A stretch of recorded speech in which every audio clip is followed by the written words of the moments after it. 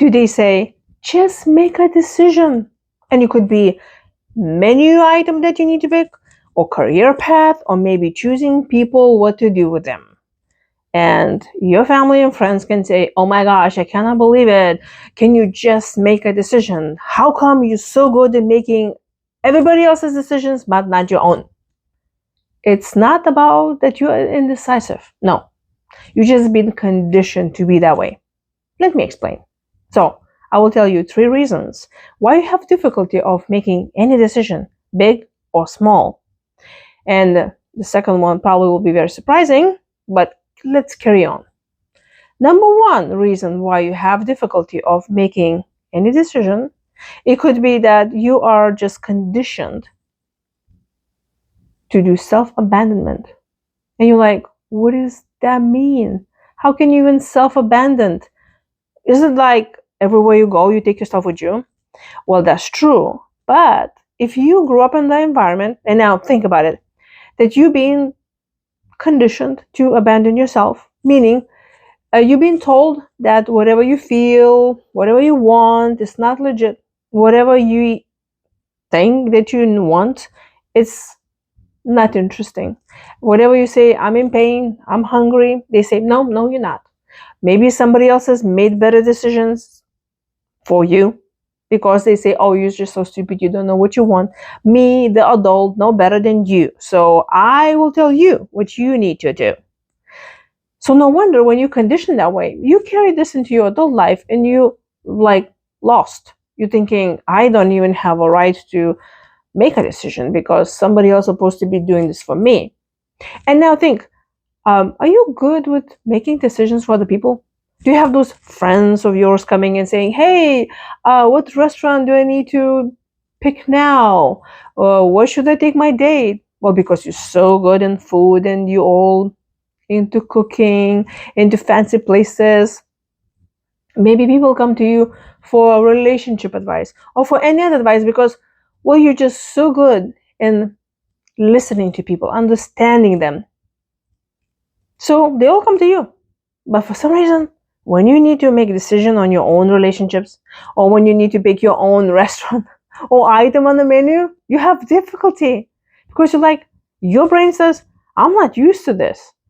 You immediately do self-abandonment by neglecting all your needs, like on default, because that's what you've been groomed to do from the early age. You're like, I know what to do for other people, but what comes to me, I have no freaking idea what to do. But because you've been groomed, that you've been always told what to do. And especially, we are humans, we belong to the group of people, and we may be afraid that if we will talk about ourselves and pay attention to ourselves, we'll be abandoned because we will be a threat to the group. I know, it's a little bit messed up. So what is that can we do about that? If you realize that there are some things that you have difficulty making choice, start small. Any habit starts small. Maybe start picking up food from the menu. I remember I used to be, for the longest time, I will go to the restaurant, like let's say the same restaurant, and there was always pad thai that I was always getting in the Thai restaurant. As you know, they have a lot of food on that menu, but I always would do pad thai. I picked one, actually, it wasn't even me picking that one. My friend said, you definitely need to choose pad thai. And that's what I ate, like for a whole year. And then I realized, wait a minute, why am I keep on eating this? Because it was a safe choice. I was afraid to start picking something new, and to me it looked unnatural because, well, my mother always was telling me that she knows best what I need to eat. So naturally, I was very good in telling other people what they need to eat, but was not listening to my own needs. If you're one of those people, start eating what you want. Start small steps ahead, and then you can pick up your relationships, you can pick up your career, or even just deciding, waking up in the morning and say, what is it they want now? And start doing that. Are you ready for the number 2?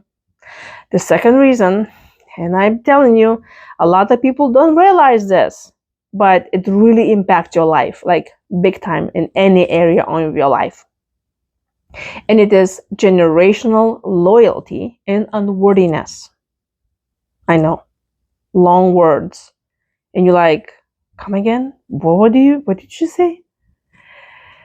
Generational loyalty. So think about your childhood.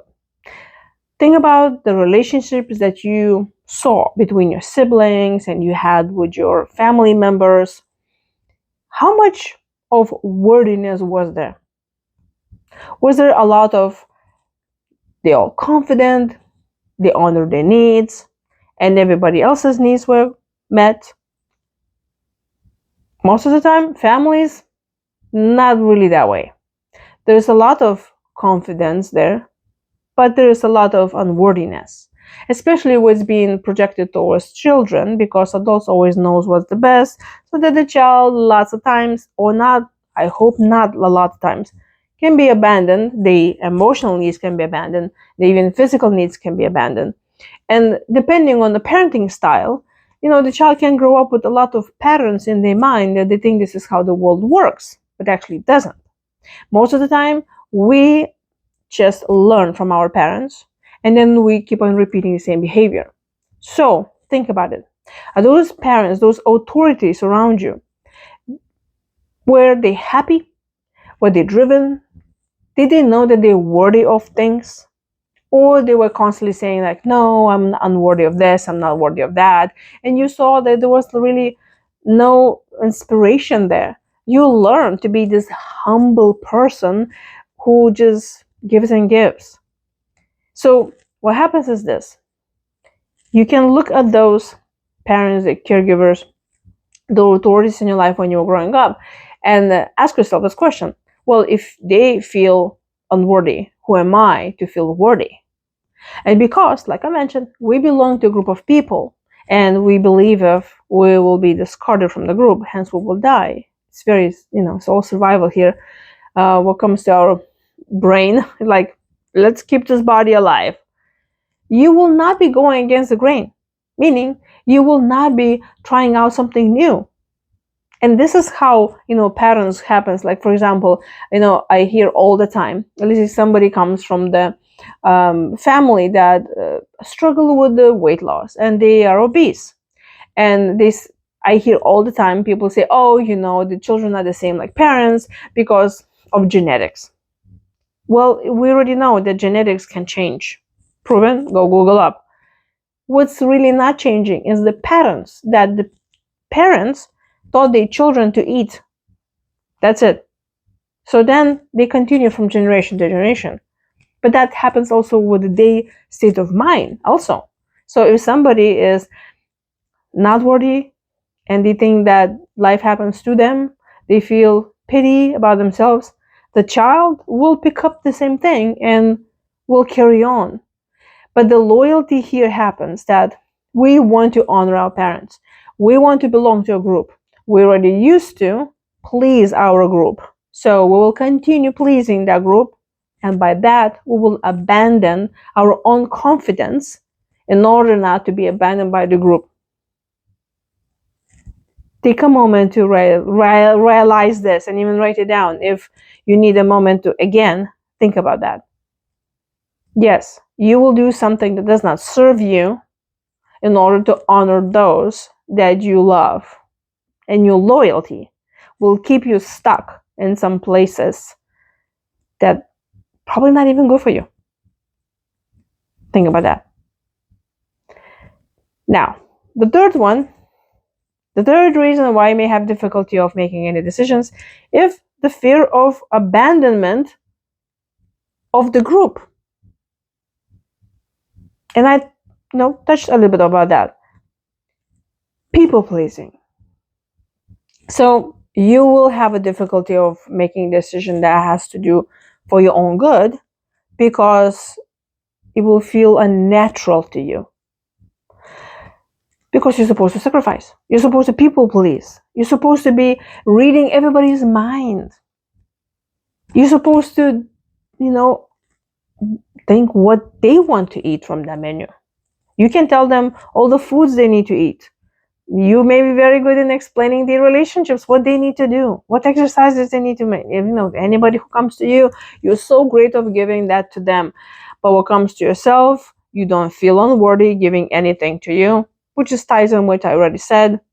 If you came from the family that you're supposed to be humble and constantly sacrifice yourself, there's no way you're going to go against the grain.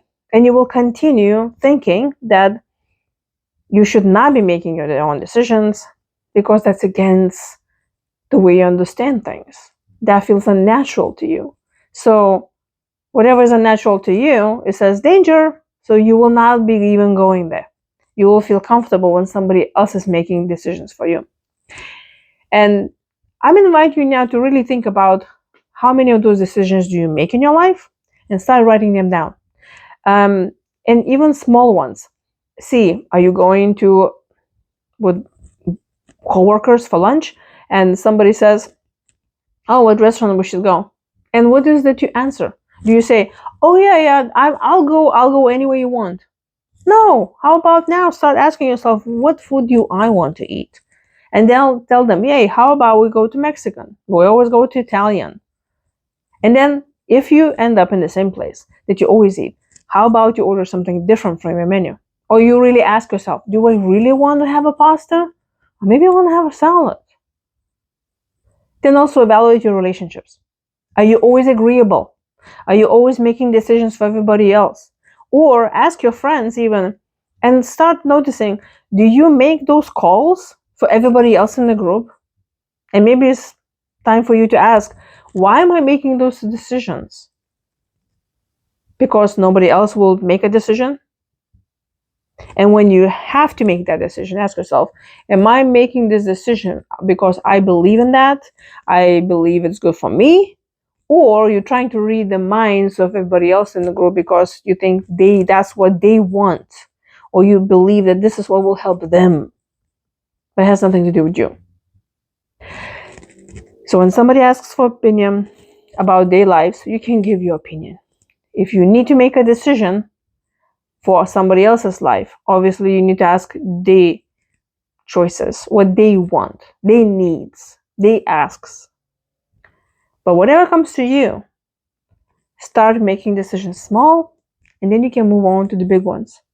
And if it happens that you have to make a decision, for example, I don't know, what kind of job you need to take, what career path you need to choose, and you don't know what to do, then you ask, then you hire someone, then you delegate, then you ask for help from individuals that are better than you in that area of life. And we live in technology times. You can have someone who can help you with this in another side of the world.